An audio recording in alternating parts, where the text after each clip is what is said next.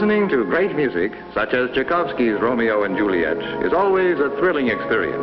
And through the remarkable achievements of modern electronic recording, a performance like this may be enjoyed in our homes whenever we please.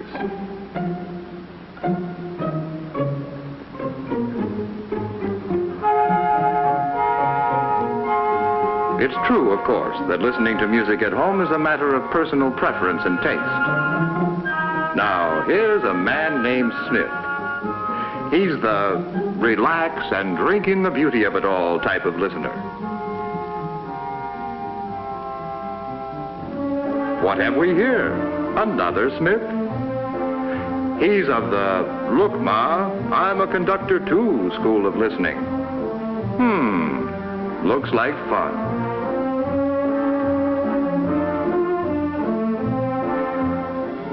And a third Smith? Yes, this Smith is one of those, did you hear that English horn over the viola tremolos type of listeners. Now, all these Smiths simply go to prove two things. One, different Smiths enjoy listening to music differently. Two, almost every home music lover is in search of the same thing. The truest, most lifelike reproduction of the original music possible. Or perfect fidelity.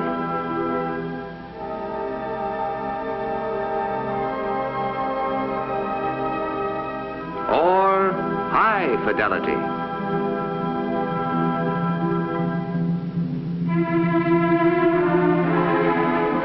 Or hi-fi.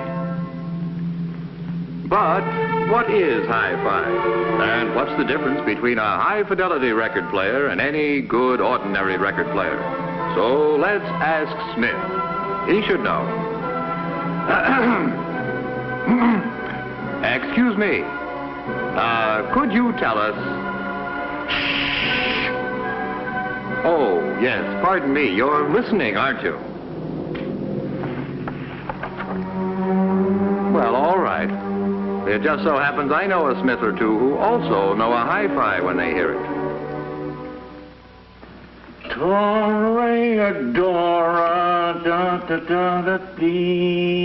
No, that's not the hi-fi. That's Smith. What'd you say? I said, you're Smith. And could you tell us what hi-fi is? That's what I thought you said. Hi-fi? Why, sure, you bet. Certainly I can tell you what hi-fi is. What is it? Hi-fi is sound reproduction from an instrument that has been especially designed and constructed to give you sound that will be, as nearly as possible, the same sound you would hear in the original playing. What you get in a hi-fi set is best described as presence, a feeling of life and nearness in the music. Once you've heard high-fidelity reproduction, you'll be hard to satisfy with anything less. Say, you really did know, didn't you? Now, can you tell us how does one get high-fidelity reproduction? I can.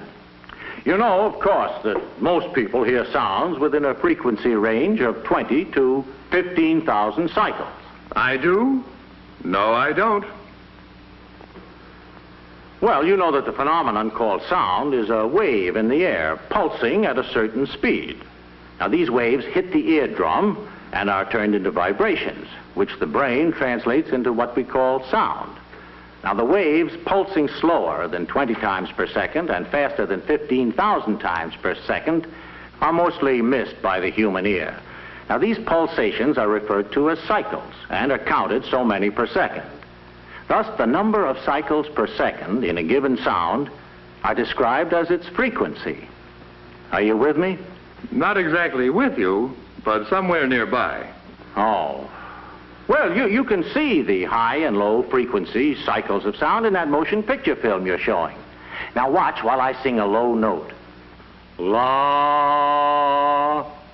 That was a low frequency sound, as you can see. Now, a high frequency sound. As you saw, that one pulsated much faster. Of course, most hi-fi enthusiasts insist that a hi-fi set must be able to reproduce all frequencies up to 15,000 cycles per second. Of course, when I build them... Yes. Well, what would you say it takes to be a do-it-yourself hi-fi enthusiast like yourself? Oh, doesn't take much. Only money, a thorough knowledge of electronics, a lot of spare time. Your wife threatens to leave you. But if you want real hi-fi, well... And that's one Smith speaking. There are others. This Smith, for instance. Another do-it-yourself hi-fi enthusiast. Oh, no. No, not me. I'm a component parts man. Of course. Stupid of me. What do you mean? I simply mean that I assemble my hi-fi set from pre-assembled component units. Speaker, and amplifier, record player. And do you think you can tell us what hi-fi is? Oh, yes, of course. You know that sound waves... I know. We're up to where the sound comes out of the record. Oh. Well, as the record plays, the needle wiggles at the right number of cycles per second which have been recorded. Now, this creates electrical impulses, which are then boosted by this amplifier and then pushed out through that speaker in the form of sound waves. Then I suppose that the bigger and better the speaker, the higher the phi, so to speak, if you don't mind a bad pun. Oh, I don't mind the pun. But you have to be careful with statements like that. I said something wrong? Well, I just don't want you to get the idea that merely by adding a big speaker to an ordinary record player or radio, you get high fidelity. All the components of a real hi-fi system have to be of the same high quality and properly balanced. I see what you mean, and I'll watch that from now on. And tell me, do you have to be an electronic genius with nothing but spare time for this kind of hi-fi? Oh, no.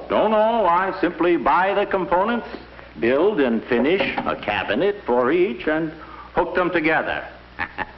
None of that messy do-it-yourself stuff for me.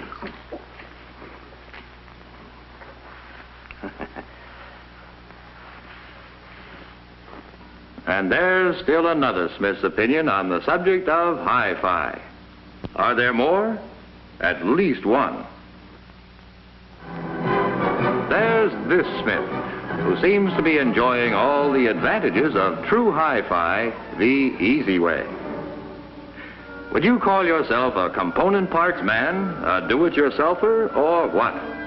No, I'm strictly an enjoy-it-myself hi-fi enthusiast. I see. You like it the easy way. And yet every component of this set is the finest hi-fi equipment made. I get perfect high fidelity.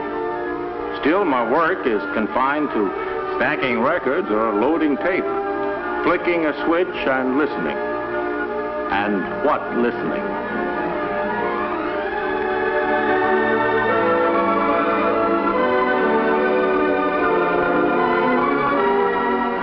For monaural listening, it just can't be beat. I beg your pardon? For what kind of oral listening?